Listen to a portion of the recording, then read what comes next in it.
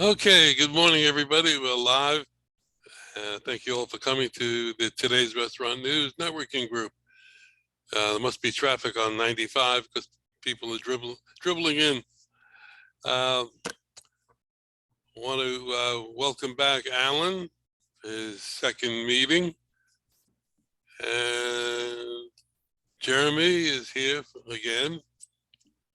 Good morning. And Mulholland is driving. Where are you? What state are you in, John? A state of confusion? What country is he in? What planet? He's not answering. Yeah. He's all over the place.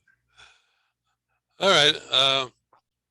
Let me first mention to you that Bob Anteville and I yesterday did a interview that we videoed, and we're going to use it in an email blast for Bob and his company, and it came out pretty good, I believe.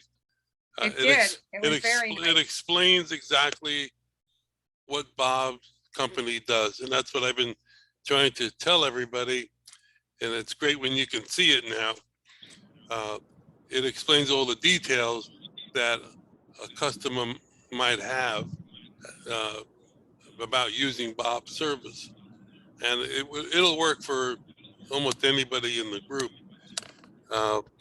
It's on our YouTube channel at Today's Restaurant, and take a look at it, and we can do one for you and put it into our e-blast, and the group price for the whole thing, it's the video and the email blast, is $275.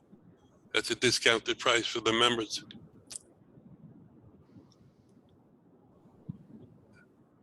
All we can see is John's sunroof and his furry jacket. Where are I you, got John? a long drive. Where are you I am going? in Southern Illinois. There we go. Southern Illinois, heading where it's a little warmer. All right. Hilarious. You got your pimp coat on. Yeah, that's what it looks like. It's my Costco $15 warm blanket.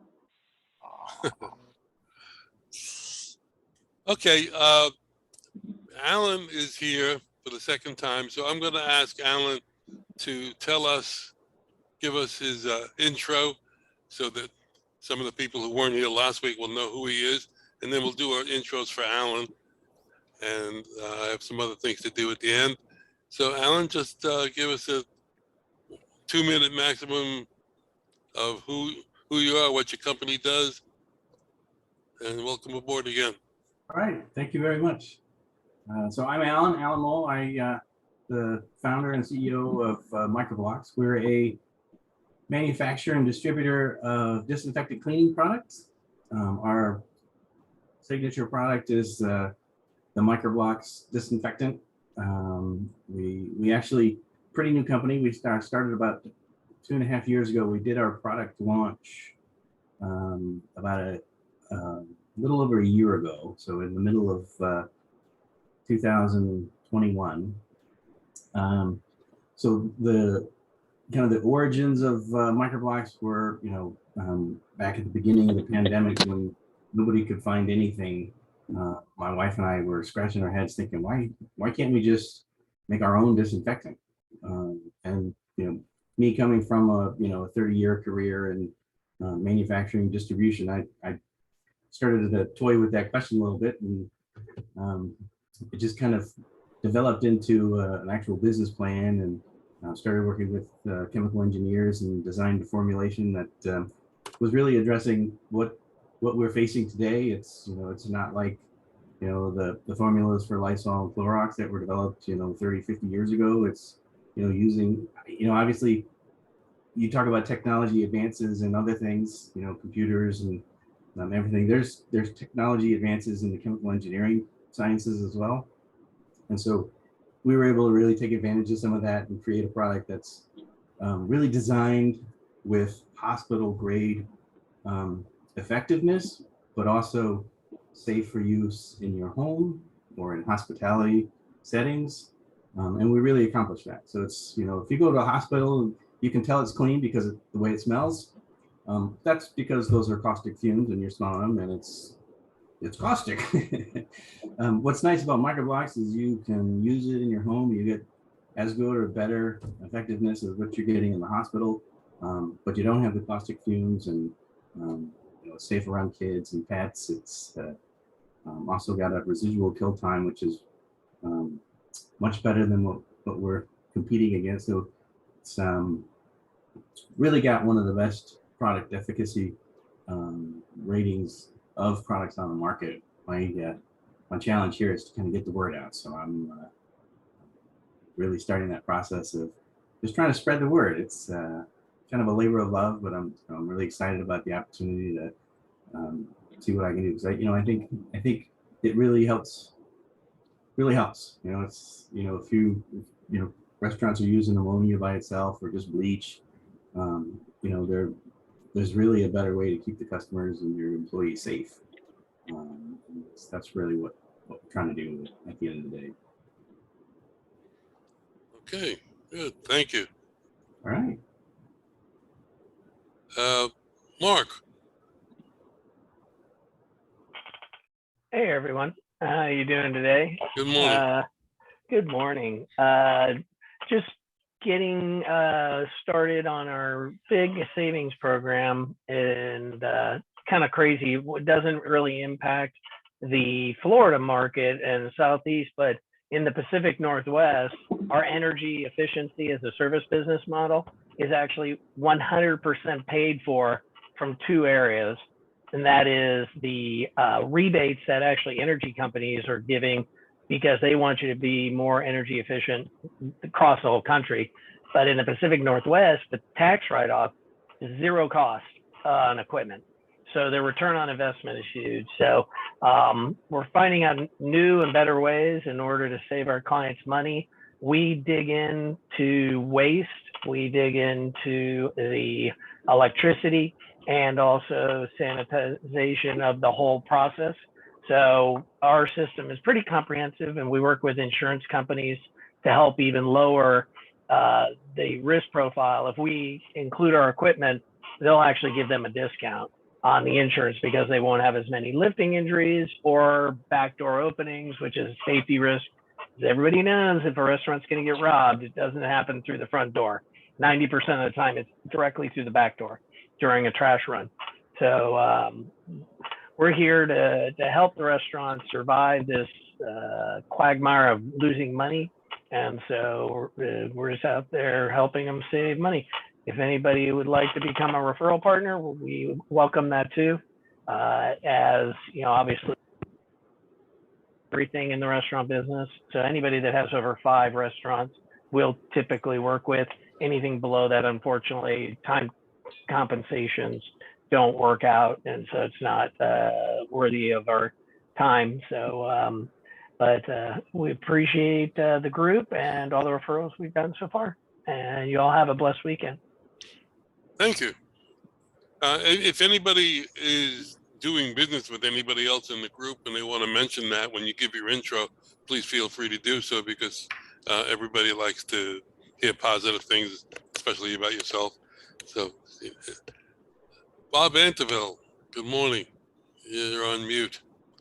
I got you on mute. Hi, good morning, everybody. Bob Anteville. I am with the National Auditing Servicing Consultants, and we perform forensic audits on a contingency basis to businesses. We do it nationwide and in Canada. We'll recoup the losses that have been overpaid and overcharged to the businesses by the utility companies. We work on electricity, we work on water, gas, diesel fuel, taxes, and we do it with our proprietary software that has been designed to emulate that of the utility companies. So we're right on top of it, and we'll do business pretty much with any type of company, whether it is a restaurant. or a lodge or a convention center, a church or synagogue, or a baker, candlestick maker. So I'll put my information in the chat.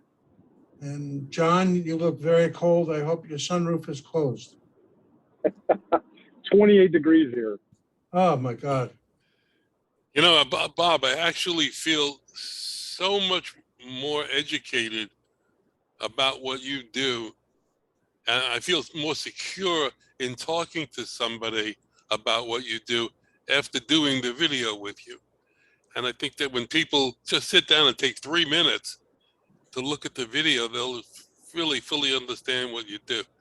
I mean, it's the same thing happened when I did it with John, even though it was a little longer. But it really, really helps to understand. Well, I'm anxious to see the results and know they'll be positive. Yeah. Okay, thanks. Let's go to Debbie. Good morning. Usually there's another Debbie that goes. Not this morning. My name's Debbie Danto with Danto Builders, and we have been in the South Florida area building for over 40 years. We focus a lot on design and build of restaurants. We like to be in the beginning of the process from concept through completion. We've helped our clients through every step of the way. We like to get the teams together. So I do work with John Marinick, and I'm happy to say that we started a job that he helped us get into. And I also invited him to another job where we're doing the design build, hopefully, and asked him who he wanted the architect to be, and because it's in Miami. And so we're collaborating on design build projects for restaurants. Thanks. And we also focus a lot on healthcare, industrial, and government projects. We're very involved in the community as well. I'm on the board of FRLA, and I welcome you to explore that, as well as the Greater Fort Lauderdale Chamber of Commerce. And there's another one, Florida Design and Construction Professionals. Lastly, I guess another little update, we're finishing up Santiago Bodegas in Flagler Village. And I'm hoping to get with the GM, and I'm going to remind her of all of you guys, as well as we're finishing up more of a catering concept, Plated Perfection, and then Fiorello's on the beach. So I welcome you to contact me for any design build on restaurants. Debbie, I put a post on our Facebook private group page yesterday about the expansion project of the casino. I believe I think it's the Pompano one. It's a massive project, and there's some information there. I was going to send it to you, but I figured I'd see you today, so you can just take a look on the Facebook page and get the information. Great, thank you. Good question for Debbie. Are you going to have another one of those reverse meetings like you had at Riverside? The reverse trade show, I know that the executive board met on their strategic plan, and I'm pretty sure they will, because it was a success and made some money. So I'm pretty sure we're happening. Very successful for me personally. Thank you, Bob. Thank you. And FRLA is a great resource for restaurants with respect to training and lobbying for issues. For example, I'm the chair of the government affairs for the chamber, and there were 2 motions made, and I don't actually, I could tell you the exact wording if you want, but I know the basics. The gist of it is there's no Florida building code for swim up bars. So there always has to be a special, what do you want to say? I should know this word, but the restaurants and the hotels have to go in and do a special request on this type of construction. So they want to get something in Florida building code about that. And the other thing is reducing the number of rooms for hotels and the number of square footage and seats in order to acquire a liquor license. Obviously, that's better for businesses to be able to acquire the liquor license with smaller restaurants, and it helps them with their business and sales. Okay, thank you. Let's go to Peter. Good morning.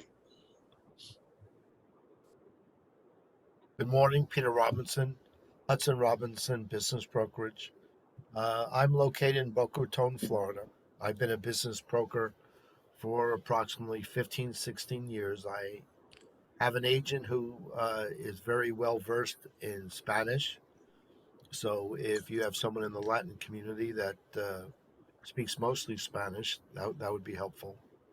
I sell restaurants, restaurant franchises, as well as other types of businesses.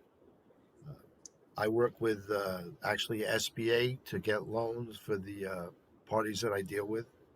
If you know any businesses that would like to expand into either larger warehouses or into commercial property, I also do that. If someone is selling their business, they're very welcome to send me their 3 years tax returns, profit and loss statements, and I would be glad to tell them what the value of their business is. Thank you. Peter, I have a question for you.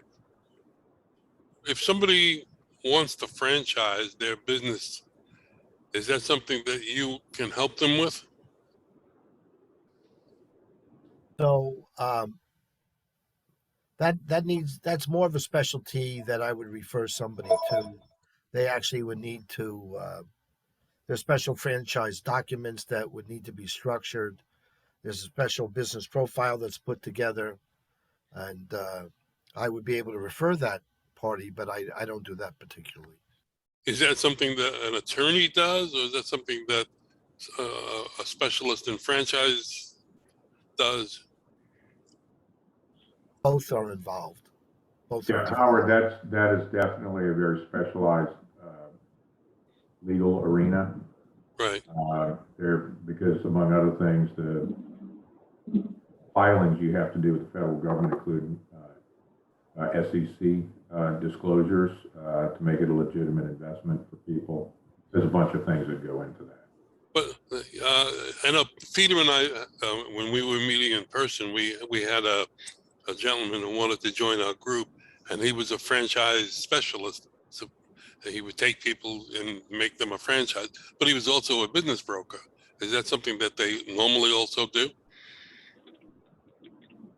I haven't seen a lot of that. Not always. That's a negative, Peter? You're on. Yeah, no, I just think it's I think as you get to know a certain field, there are things within your field that you can then. I mean, he didn't do the work. He just sent the work to somebody else. Right. See, he didn't do the work. Okay, he was referring. Yeah, I spoke to him about it. Yeah. Yeah, I know. That's why I'm bringing it up. Okay. How was your trip to Canada, by the way?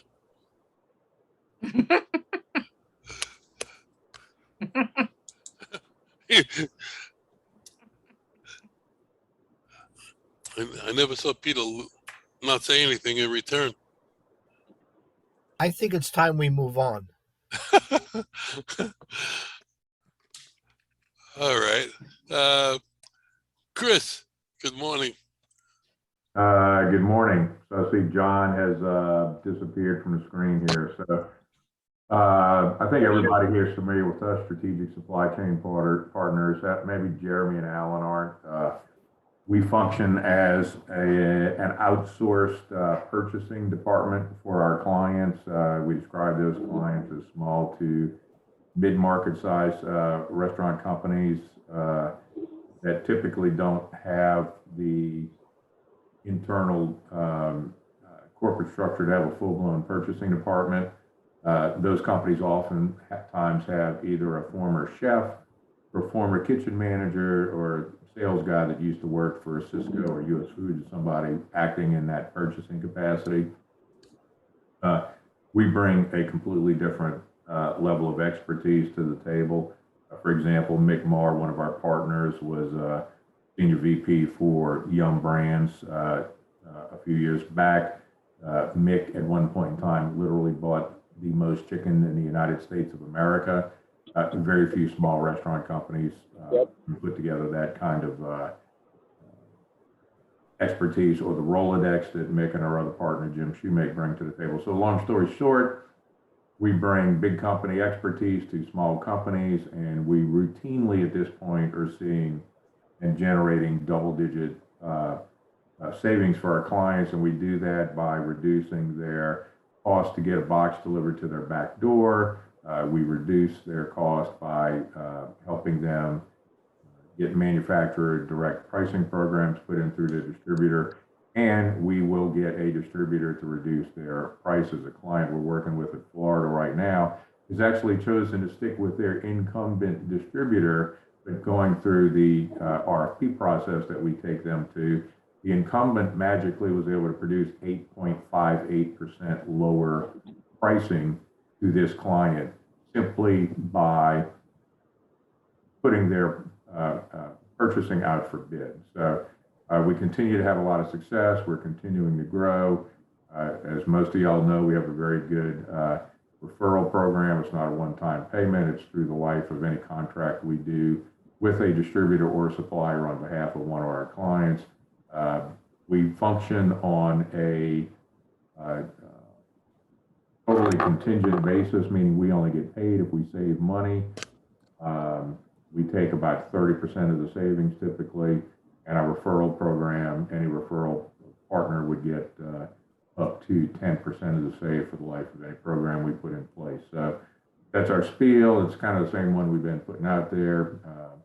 Definitely are seeing a lot of success and growth at this point. I have a couple of questions for you. Okay. Number one, is Alan's product something that you would be involved with? It's a chemical product. It's not food. You know, that would be something that potentially, no, because again, we don't buy, okay? So the distributor, like a Cisco or a Used Foods, for example, would have to bring his product in. Gotcha. Carry Okay. that as part of their supply line. Right. So, you know, Alan, I don't know if you have any kind of programs like that set up with distributors. You know, we could also look at doing it kind of on a separate deal. So, you know, but it's not our normal wheelhouse. Right. Right. So I'm actually working right now trying to get set up with Cheney Brothers. Okay. But since we're kind of just starting into the restaurant industry, working with the distributors, so we're still kind of setting up our broker network so that we can service all the Gotcha. Okay. locations and stuff. But like on the other side of that, what is the kind of the sweet spot for the size of company that would be a good fit for yours? Well, you know, there's organizations out there up to 50 locations that actually have very little high-level purchasing expertise in-house. Again, the former Cisco, Cheney Brothers, US Foods salesperson, they really don't understand supply chain logistics. They don't understand how product really flows. So, you know, when I say small to mid-market, we could be one, you know, high volume restaurant to as many as 50. We prefer chain operations over chef-driven operations. Chef-driven operations, their mindset about purchasing is not always conducive to setting up a long-term distribution agreement. What they don't understand, though, is they're paying extremely high prices for product the way they choose to run their restaurant. So ideally, you know, one high volume up to 50 or so. We've looked at groups that are even 75. Just depends. We're not going to do a large company. And I would bet anybody that's big enough to have in-house purchasing ought to have the kind of expertise we bring to the table. Our role really is to fill that gap for companies that simply can't. My second question is, in the video I did with John, we used tomatoes as an example, so I'll use it again here. If I'm a restaurant owner and I buy tomatoes on a regular basis, Mm-hmm. and I contract with you to supply us with tomatoes or get Okay, first of all, the you don't better price. I know you don't sell the you don't product. contract with us to buy tomatoes. We Right. will go negotiate a deal Right. with a produce company, Right. or we'll negotiate a deal. For example, Cisco has a produce affiliate that we can negotiate on your behalf with. But frankly, Howard, tomatoes is a terrible example. Let's talk. There's not a whole lot we can do with tomatoes. Well, I was There's just a lot using it more as we an can do. example. Let's talk about pork products, for example. Okay. If we have a client that uses bacon and pork bellies and pork tenderloin and a pork chop, here's what we see way too often. They might have 5 different locations or 10 different locations. And between the 10 different locations, they're buying 4 different bacon products. And on top of that, they're buying the bacon from one supplier, manufacturer. They're buying the pork chop from a different manufacturer. And they're buying the other 2 bacon products for yet other manufacturers. What The you're saying, distributor should tell them, you should buy all of this through the same manufacturer, but they don't, because the distributors are just worried about how much they can make. right, well, that leads me to the question that I wanted to ask. So let's say I'm buying bacon products, okay, and you've negotiated a price and this week I'm paying X amount of dollars for bacon, pork bellies, etc. But in the supply chain situations that we're in now, what happens if the following week we place an order and prices? What happens to the prices? Are they negotiated on a long-term basis? Are they negotiated daily, weekly? Prices are negotiated. It's not really the price negotiation as much as the delivery fee and the markup. Okay. The margin that the distributor is going to earn on a product they're selling you. So products will still fluctuate with the market, but if your delivery fee is a percentage per case, the first thing we're going to try to do is get it to a flat fee, because if it's a flat fee, it doesn't matter if the price goes up. You're still paying the same $2.50 to get the box delivered to your back door. Most people don't even understand that. On a percentage basis, sometimes they're paying $3.75, $4 a box to get it delivered to your back door, and we can get that almost cut in half almost every time. Secondly, we look at the markup. So if it's a $50 case of whatever, widgets, and they're putting a X amount of profit for themselves on that box, we just negotiate a better, lower profit margin for the distributor. And if they want to keep the business or earn the business, they have to give us the best price they can. So that price can fluctuate, but the cost to get it delivered to your back door is improved for you, and the margin profit you're paying the distributor is negotiated to your advantage as well. In some cases, you can work directly with a manufacturer if the volume's there to get a long-term buy put in place that further will control your pricing over time. But the small restaurants don't have the volume to do that. We're getting to the point we have enough volume with lumping all of our clients together where we can negotiate a deal for French fries, for example, with McCain or Simplot, where that price, if our clients agree they like that product, the cut, the quality, et cetera, et cetera, et cetera, they can take advantage of the type program we can put in place there. And we're getting to the point where we're going to be able to do that with chicken and actually potentially bacon and some other pork products and some other things as well.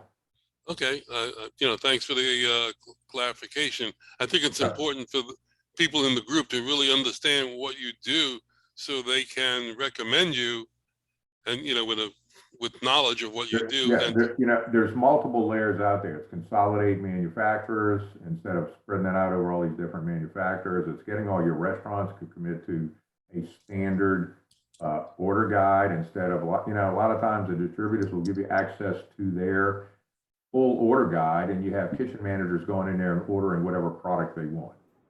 And you can't control your cost that way at an organizational level if you don't take that away from those store level operators and put some controls in place. So standardizing it, it's also dictating to the supplier, if you're out of our standardized or our products, our specified product that we're asking for, we're going to work with the client to get the only approved substitute.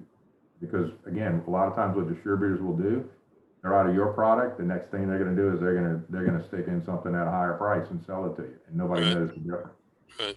So and the other thing is, most people think shopping for product every day they're saving money. They never save money that way. The only way they're going to get a really, really good deal, we typically put a 3-year agreement in place for our clients. When you commit your business to any distributor out there for 3 years, that means when it comes time to load the truck in the morning and you're under a contractual agreement, your stuff gets picked before the guy who's not under contract. So all of these people that are struggling with supply chain issues and they can't get the product in-house, odds are they don't have an agreement. We have clients that have a 97.5% fill rate because we have them under contract with US Foods or Cisco. The average industry wide is less than 85% fill rate. Okay. Thanks. Okay. John, you want to add anything? Yeah, you said we do business. Sean Frey and I are doing business together and trying to get him into a chain of 47 backyard burgers. So thanks, Sean. I don't know if he's on the call or not, but yeah, we are doing business together. All righty. Quick question for Chris. Do you think you would be able to introduce me to somebody at Gordon Foods or US Foods? I definitely can orchestrate an introduction at US Foods at a national level out of their Atlanta office. Okay. We know some people at Gordon, but frankly, Gordon has never won an RFP process that we run, so they're not big fans of us at this point. I mean, I can try, but Gordon's got to improve their programs. They have been crushed in every RFP we've done. Okay. And then my second question for you is, do you also work with startup restaurant chains? We can look at a startup. A lot of it would depend on how well funded they are, what their growth plan looks like. But I mean, if it's one entity that is not open, has no history, there's really no basis for us to even, put together a save program for them. In which case, there's no way that we earn money because we can't measure savings if there's nothing to measure again. Right. We could probably, now, if they wanted to, we could probably do some kind of a flat fee program for a period of time. But the volume would have to be enough for them to be able to, pay us. I think we're like any other business, whether we're dealing with somebody that's doing, $1 million a year, or dealing with somebody that's doing 50 million a year, the work that goes into putting together their purchasing program is about the same. All right, we're gonna move on now, and Okay. I'll leave the window open if you guys, want to hang around later and talk. Okay. We'll do that. Let's go to Jeremy. All right, thanks, Howard. Good morning. This is a very good conversation. Jeremy Ben Israel, Centropede Business Solutions. And what I do is similar to some other people here. I help companies save money, not necessarily just in restaurants, but I am looking to focus on restaurants and the hospitality, medical providers, businesses that are hurting. I look at shipping, accounts payables, so also like an external procurement or purchasing department to help the smaller business. But what is very timely is helping, especially hourly employees, manage their finances between paychecks.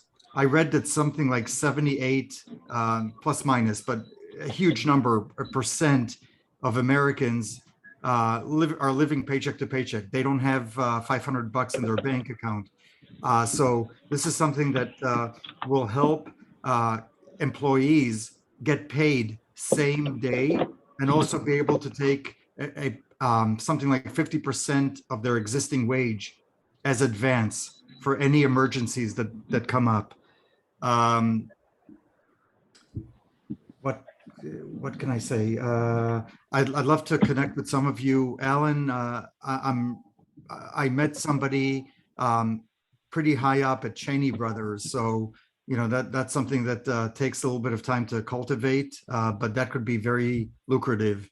And if anybody knows or has a pathway to multi-location restaurants or even hotels, I'd love to be able to help them with to help them hire and retain their work staff. That's a big issue nowadays with this great resignation and great, reshuffling of jobs and things like that. So again, Jeremy Ben Israel, Centropy Business Solutions, and I'm here stuck in Jupiter, Florida. Stuck. Yeah, it's horrible. It's it's down to, I'll show you. Why is this thing not working when you need it? Stupid phone.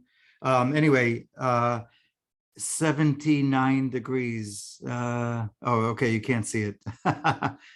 I need to Yeah, tough job, but somebody's got to do it. basically, yeah. So anyway, here's 79. That's our winter in Florida. Okay, thank you. Terry, good morning.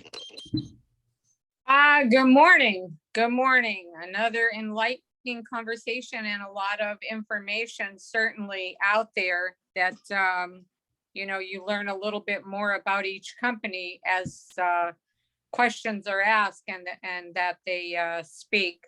Jeremy, by any chance, your guy at Cheney, was his first name Tim? It is not. No. Okay, never mind then, because I know somebody very high up, very nice, very sweetheart. I'm Terry. I handle the leads. Anybody that wants a sample, email me, go on the website, or just email me direct, call me, tell me now, whatever. I will send you a sample of our monthly leads report. The Texas leads are now as large as the Florida, if not larger. There's so much going on. It's unbelievable. But we do have 3 reports that come out monthly, and they do have owners' names. They do have, or the CEOs, if we can't get the owners, they do have phone numbers, email addresses, where it's being built, about how many square feet. Does it have a bar, lounge? Is it an outside, is there a patio or a dog-friendly area? And that is what we do here. And I handle sorting these, formatting these, and getting them all out by the 9th of the month, except for Texas, which is about the 15th of the month. And that report, I have to tell you, many, many sales have been made. And the Deb, being with the Florida Restaurant and Lodging Association, several people there get this report every month. And if I don't send it, or it goes into their spam, I get a call. So they're very, they've used them to get a lot of restaurants to join. They get a majority of, people that they contact are, oh yeah, that's, you've got to be with the association if you're doing business here in Florida. So, or in Georgia, and we're also with the Texas Restaurant Association. So if anybody needs any more information, and if you see something on the report and it really catches your eye, and this is something a deal you've got to get, call us and I'll see if I can't put somebody on that one particular place and see if we can't get the information that you need, because we can go into licensing, we can go into where the application was filed.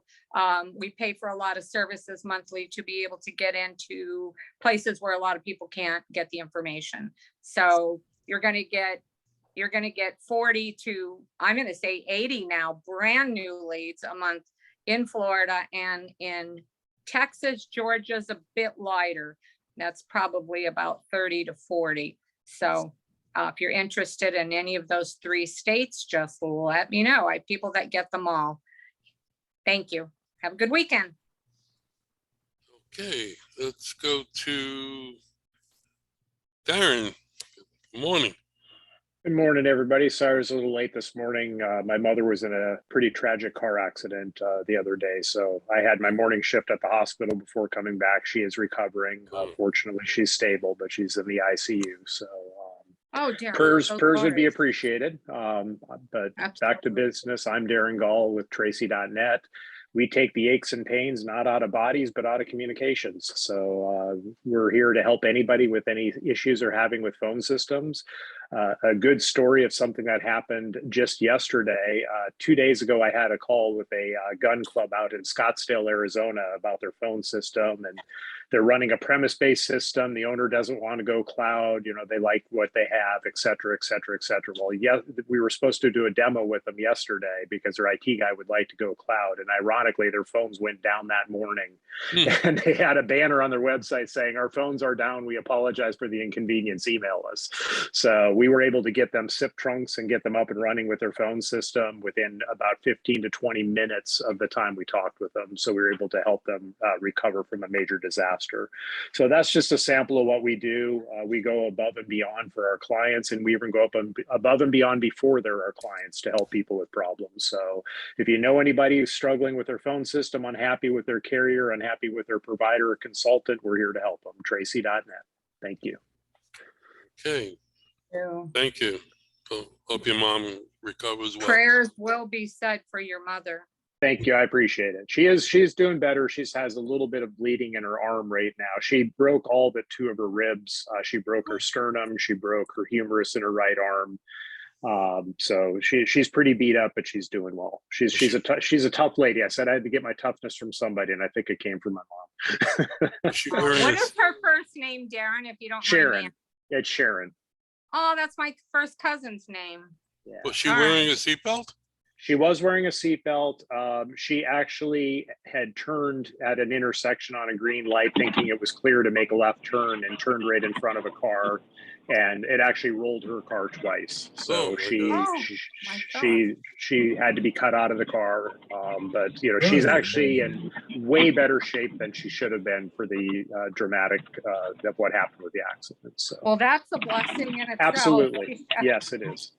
All right, absolutely. Okay. Let's get him. Well, hold on. Mute. Please.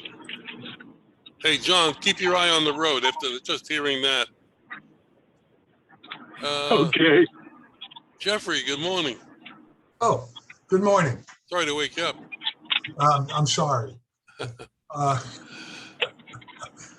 Jeff Clance, card payment systems, electronic transactions. We've been in business since 1988, part of CoCard. We have, right now, as of yesterday morning, we have 80 offices and 150 affiliate offices. We have been in the credit card processing business ever since before there was equipment. We can and will give anybody that's in the business that wants to do electronic transactions the best rates possible. We offer all of our equipment free of charge. That's basically it. I've got my sons in the business with me, and we have a lot of restaurants and a lot of retail stores. Happy stores. All right. I just got off. I'm sorry that I'm late. I just got off with a meeting with a whole bunch of other people that do advertising. And in that conversation, one of the facts that we brought about was the retention.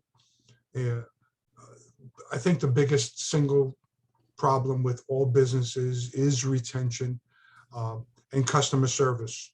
How we constantly are sending out emails, calling up people, via sending out mailers.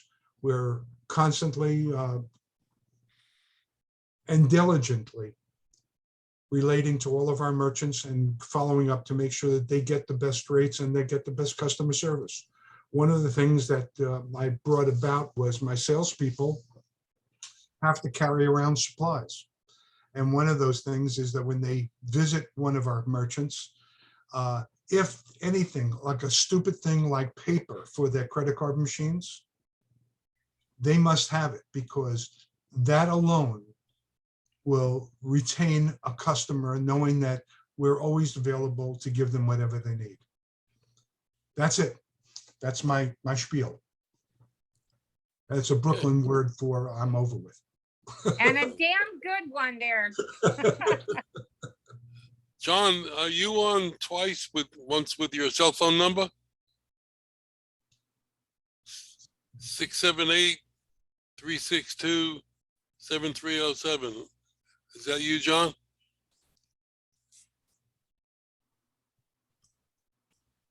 Well, for those of you who came in a little bit late, I wanted to just mention again that you hear me speak about over the last couple of weeks about video being hot in marketing. And Bob Anteville and I yesterday did a interview, which we posted on YouTube, our YouTube channel today, and it explains exactly what Bob does. And as I said before, I feel very comfortable talking to one of our clients about what Bob does because of that video. I understood what he told us and how it operates. It's something that we can do for you as well as email marketing, advertising in our newspaper, and of course what Terry does with the new openings. So we have a couple of minutes left. I just wanted to mention also that a couple of weeks ago, I went to another meeting. I think Darren was there. So if I misspeak, Darren, you can help me out. When that guy, I think his last name was Talkman, he came, he talked about how to secure referrals. And one of the things that he talked about was to ask open-ended questions in your sales presentation.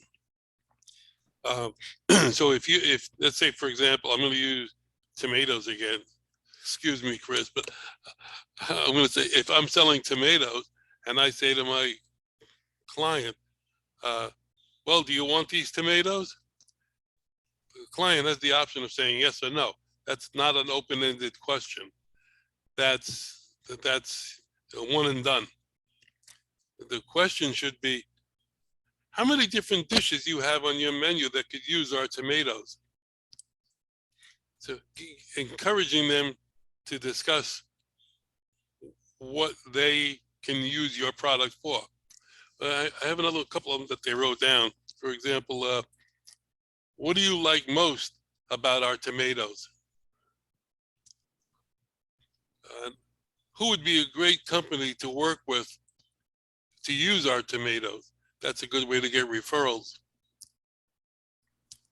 So I'm asking you right now, if you have a thought, give us an open-ended question about your company that you might want to use or think about using in the future based on what we're going to be saying. Aaron, you were there, you can help. Yeah, no, I mean, for us, we start the conversation more with that we want to find out more about them. So when I'm prospecting with someone, I don't immediately say, hey, we sell phone services. There's something we can help you with. That would be a yes or no answer. So it's more, exploring, saying, our company will come in, we will help you evaluate, look through your phone bills. Have you ever struggled going through your phone bill, wondering what all the different charges are? Would it be helpful to you if someone were to look at that and help explain some of that? And say, how can, what are some things that you wish your phone system could do that it doesn't do now? If you could, I say, look at a whiteboard and say, okay, here comes the call, it's coming in here. How are things happening now? And if you could change that, what would you change it to? So just, starting a conversation. I always subscribe to the philosophy, God gave us 2 ears and 1 mouth for a reason. We should be listening twice as much as we're talking. So get a question that gets the customer talking is always a win. Right. Anybody else have any thought on an open-ended question that you would want to ask? Jeff, you must have an open. We're constantly asking, what do you think we can do to help you make more money? What are your processing? What are you doing in the processing business that you think could be done better? We're never asking about rates, because rates are not really that important unless they're being charged so much money. It's more like, how can you use electronic transactions to increase your business?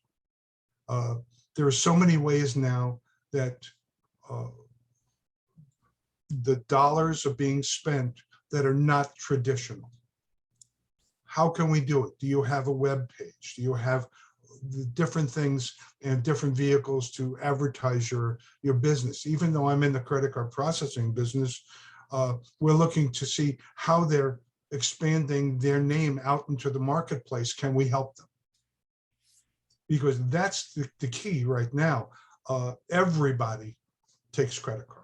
Everybody's out there giving out lower rates. How can we offer them rates that will help them, not hurt them? I mean, right now, we have stores that aren't doing traditional credit card processing. Everything is online. Well, how can we offer them a better way and a better price online? Because normally a lot of these people got in the early portion of doing things online, and they're overpaying when they're frightened to death that they'll do that. Second thing is, do you have what do you call it? Do you have a card by which you can sell to them, and so that they can come back into the store? They don't need cash. There's all sorts of different ways that the credit card industry has expanded. And I come from, as Howard knows, I come from the schmata business. So I was most of my stores were all ladies wear stores, except for the department stores, which have disappeared. We've just gone back and sold them a new product. We showed them a different way of doing business. Even restaurants, gift cards, as what I was saying before. It's real important that every single store sell gift cards. It doesn't cost any money for them. There's an initial fee, but it doesn't. That's a big way for retention and customers coming back to the store. All right. Well, I mean, thinking about these open-ended questions, might help you during the week, or in the weeks coming, to try to help you do better in your sales call. And I want to give you a save the date. Don't forget, March 25th will be our next combined meeting, and we are going to have a sales trainer come in and speak to both groups. I think he was here once, Bernie Cronin. He's really got some great information, some great techniques to do more business. So we're going to officially end this meeting. I thank you all for coming, and we'll see you next week. Let the sauce be with you, and have a good weekend.